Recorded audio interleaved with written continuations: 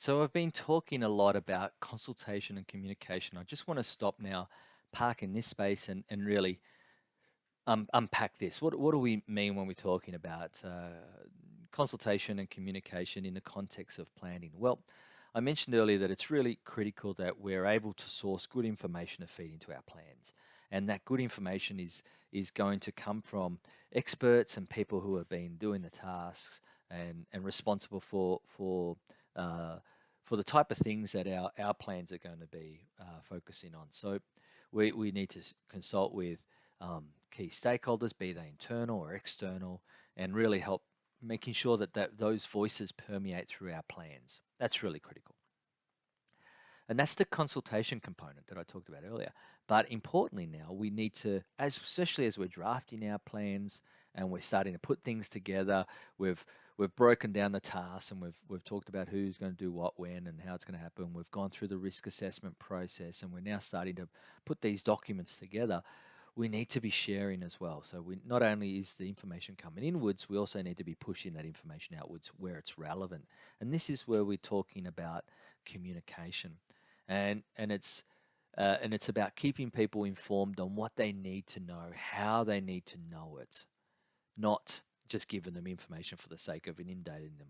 So yeah, I told them when we haven't done it in a way that's been effective. So getting us also to think about what is the information that they need and how do they want that information and like in what form and when do they want it and so forth. And this is where our communication plans can really come in handy.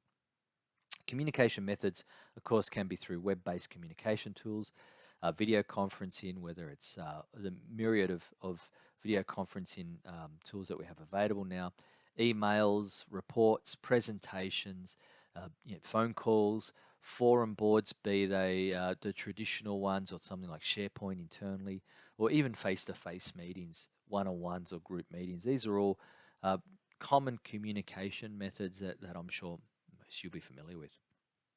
Now we can present our communication plans either by stakeholder or by information. So this is an example of a stakeholder one, where in the first column we identify the key stakeholders in our endeavor. And that can be things like our senior manager, it can be key stakeholders, it can be other external stakeholders who need to be informed. It can be clients who need to be informed as we go through our endeavor, different bits of information. So here our centric or our standing point is not so much the information, but the stakeholder and what they need and when we're going to give it to them and how we're going to give it to them. So in this case, you'll see stakeholder, the organization, what their needs are. So what information do they need? And depending on your endeavor, you might have information tools. So in this case, it might be the proposal or it might be the press release or interim report or whatever the case may be. Or it might be simply they need to have weekly updates or they need to be progress reports or they need to have uh, uh, a snapshot of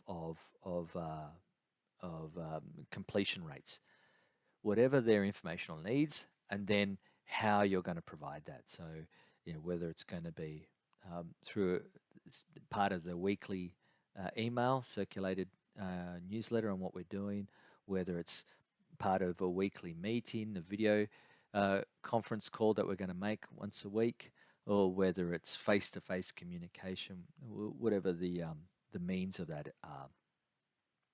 Another different type of plan is where it's not so much a stakeholder driven, but it's the information driven. So at the center or at the starting point of our plan is not the stakeholder, but what the information are. So we might identify these are some critical bits of information in our endeavor, what we're trying to achieve, our goal, progress through the plan. So it might be milestone reports or progress reports or updates, and who needs to know those. So then it's the stakeholder then goes really in the second column. So the information is a milestone report, and that milestone report might need to go to uh, your senior manager or some of the other key stakeholders. You would list them all down then. When's it going to happen? How's it going to happen? And who's responsible for that?